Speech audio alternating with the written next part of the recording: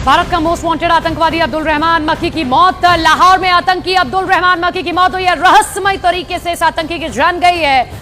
और जामत दावा का चीफ अब्दुल रहमान मक्की, जो मुंबई हमले का पूरा मास्टरमाइंड, हाफिज सईद का ब्रदर इन लॉ, तो आप सब जानते हैं कि ये नामी आतंकी जो मुंबई हमले के लिए जिम्मेदार माने जाते हैं। बड़ी खबर आपको बता दें, ग्लोबल टेररिस्ट अब्दुल रहमान मक्की की मौत हो गई है। अब्दुल रहमान मक्की 26/11 हमले के गुनहगार हाफिज सईद का रिश्तेदार था। हाई प्रोफाइल टारगेट किलिंग के पीछे भारतीय खुफिया एजेंसी रॉ मुलविस है, जबकि भारतीय खुफिया एजेंसी रॉ जो है वो कॉम्पस जमातों जो कि कलदम है उनके जरिए कार्रवाई कर रही है।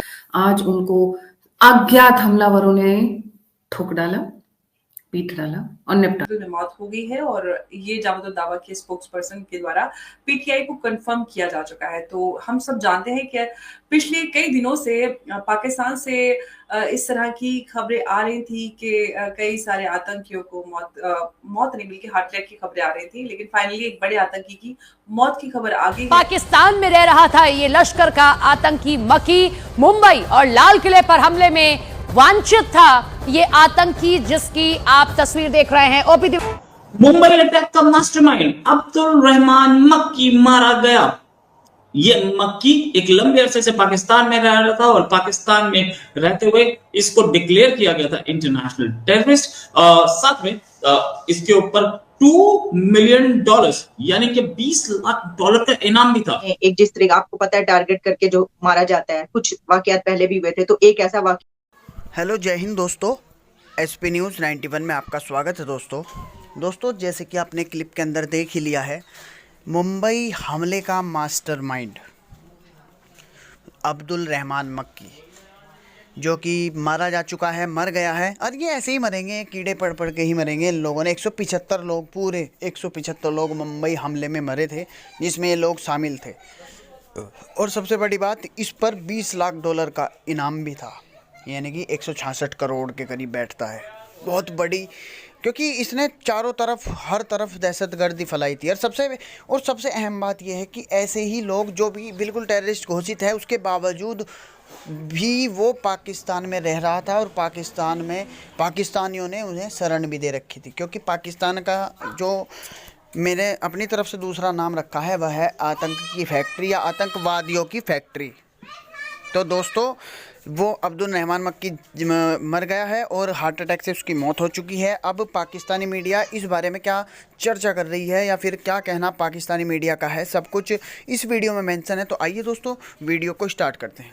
तो उमेश जी, हालांकि हमारे देश में आज मनमोहन जी के पूर्व प्रधानमंत्री हमारे, उनकी मौत को लेकर सब गमगीन है, सब शोक में है, लेकिन एक बड़ी खुशखबरी हमारे देश के लिए ये है, अब्दुल रहमान मक्की जो हार्ट अटैक से मर चुका है।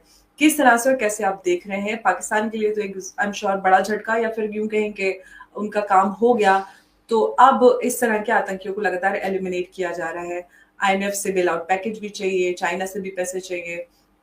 जी देखिए, आपने बरोबर बताया है।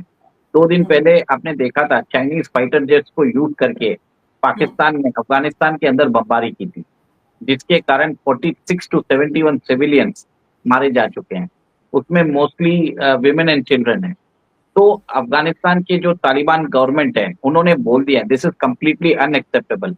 वो बोलते हैं कि हम एक सॉवरेन कंट्री है, आपने हमारे एयर स्पेस में आके हमारे सिविलियंस को मारा है, तो हम इसका बदला जरूर लेंगे। और अभी रिपोर्ट्स आ रही है कि तकरीबन 15,000 Taliban fighters are ready to strike Pakistan. वो पाकिस्तान के अंदर जो भी पाकिस्तान मुलाजिम है, भले वो मस्जिद में भी काम करता हो, उसको मौत के घाट उतार देंगे। कल ही उन्होंने, आपने देखा होगा कि मेजर और 5-6 लोगों को उन्होंने मौत के घाट उतार दिया। 3-4 दिन पहले कम से कम 16 से 17 पाकिस्तान के सिक्योरिटी फोर्सेस को उन्होंने मौत के घाट उतार दिया। पाकिस्तान एक्सेप्ट ही नहीं करता, जो डुरांड लाइन है, वो चाहता है कि जो नॉर्थ वेस्टर्न फ्रंटियर प्रोविंस है, उसके अंदर जो Pashtun dominated area of Pakistan है, वो उसका भाग है। तो वो बात कर रहा है ग्रेटर अफगानिस्तान की, पश्तूनिस्तान की। और तालिबान फाइटर्स ही लेके रहेंगे, क्योंकि वो हिस्टोरिकल जो ब्रिटिश ने उनको जो बाउंड्री बनाई है, उसको एक्सेप्ट ही नहीं करते। और पाकिस्तान ये मानने को तैयार ही नहीं है। पाकिस्तान अपनी टेरिटरीज देगा नहीं। ये बात अलग है कि उस एरिया में आज पाकिस्तान की एनफोर्समेंट एजेंसीज, पाकिस्तान की लॉ एजेंसीज, पाकिस्तान आर्मी, उनका राज नहीं चलता। उधर राज चलता है तो इन लोगों का ही चलता है। अब इन लोगों ने सीधा बता दिया है कि हम आके पाकिस्तान में दहशतगर्दी बढ़ाएंगे, आपको अटैक करेंगे, आपके गवर्नमेंट ऑफिसर्स को मौत के घाट उतारेंगे। इन्होंने एक चीज नहीं बोली है कि हम पाकिस्तान सिविलियंस को मारेंगे। फर्क वहां पे है, देखिए, ठीक है। जी बिल्कुल, वो वीडियो उमेश जी मेरे पास है और पश्तो में वो उनकी भाषा में वो वीडियो है जिसमें वो बोल रहे हैं कि पाकिस्तान सरकार से जुड़ा हुआ कोई भी एम्प्लॉय जो पाकिस्तान के किसी भी सरकारी महकमे में काम करता होगा किसी को बख्शा नहीं जाएगा, चाहे वो मस्जिद का इमाम हो या फिर वो जमात से ही जुड़ा क्यों ना हो। वो ये वीडियो जारी करके बयान जारी किया है। सवाल ये है कि जिस तरह से पाकिस्तान ने अफगानिस्तान के ऊपर एयर स्ट्राइक किया, मिलिट्री कन्फ्रंटेशंस हम लगातार होते हुए देख रहे हैं क्योंकि तालिबान और पाकिस्तान के बीच में लगातार टसल जारी है, कन्फ्रंटेशन चल रही हैं, लेकिन बावजूद उसके अचानक से एयर स्ट्राइक को क्यों ऑप्ट किया गया, ये बड़ा सवाल है। इसके पीछे क्या वजह है? बातचीत तो लगातार चल ही रही थी।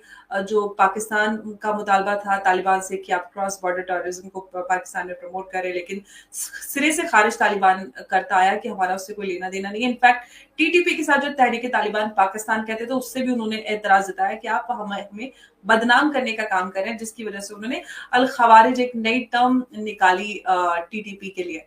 तो ये सारी चीजें हैं जो चल रही है। इसके बीच में अचानक से एयर स्ट्राइक को चुनना, इसके पीछे की क्या वजह हो सकती है? क्या IMF के बेल आउट पैकेज के चलते वो सारा ये कुछ कर रहे हैं कि हम टेररिज्म को कंट्रोल करने के लिए कर रहे हैं क्योंकि IMF ने उनके आगे कई सारी शर्तें रखी हैं? तो ये एक एक्सरसाइज है मात्र या इसके पीछे कुछ और बड़ा है? देखिए, इसके अलावा भी 2-3 आपने हफ्ते भर पहले सुना होगा कि जो वहां पे जो अफगानिस्तान में मिनिस्टर ऑफ रेफ्यूजीज थे, हकानी फैमिली से थे, उनको मौत के घाट उतार दिया गया था। और अब आपने देखा है, जैसे आपने बोला है कि उन्होंने उधर फाइटर है जिनके साथ वो टेररिस्ट ऑर्गेनाइजेशंस की डिटेल्स शेयर करते थे, कौन कौन सी नई ऑर्गेनाइजेशंस खड़ी करनी है ये डिसाइड करते थे, कहाँ की लड़कियां कहाँ भेजनी है ये डिसाइड करते थे, कहाँ से वेपन्स का कार्टेल आएगा ये डिसाइड करते थे, भारत में कहाँ हमला होना है ये डिसाइड करते थे। उनका वो जिगरी दोस्त, बहुत ही चड्डी बड्डी हमजोलिया यार, जिसका नाम है दाऊद मलिक, आज उनको 72 हुरों के पास पहुंचा दिया है। माशाअल्लाह माशाअल्लाह माशाअल्लाह, आला ताला आला ताला। आज उनको अज्ञात हमलावरों ने ठोक डाला, पीट डाला और निपटा डाला। उसकी फोटो दिखाना चाहूंगी क्योंकि बहुत रेयर फोटो मिली है उनकी कि किस तरीके से गोलियां लगने के बाद वो धाराशायी हुई। अब मैं बस यही जानना चाह रही थी कि जब वो जन्नत जाएंगी तो वहां पर जन्नत में जो 72 उरे के उनकी शॉर्टेज तो नहीं हो जाएगी? क्योंकि ये तो बहुत बड़े वाले, इन्होंने तो बहुत सारे ईमान के काम किए थे, छोटे मोटे नहीं किए थे उन्होंने। ये बालाकोट स्ट्राइक जब हुई थी उस वक्त इनकी इतनी किस्मत अच्छी थी कि स्ट्राइक से एन वक्त पहले ये किसी परिचित के घर चले गए थे, नहीं तो तभी ये 72 उरों के पास पहुंच जाते। In fact they should be thanking the Indian society, the Indian community, या फिर अज्यूमली जो फ्रेंड्स ऑफ इंडिया है, या फिर वो लोग जो इन लोगों को 72 उरों के पास पहुंचाने का काम करे। इतना नेक काम कर रहे हैं अज्ञात हमलावर। इन अज्ञात हमलावरों की जय हो।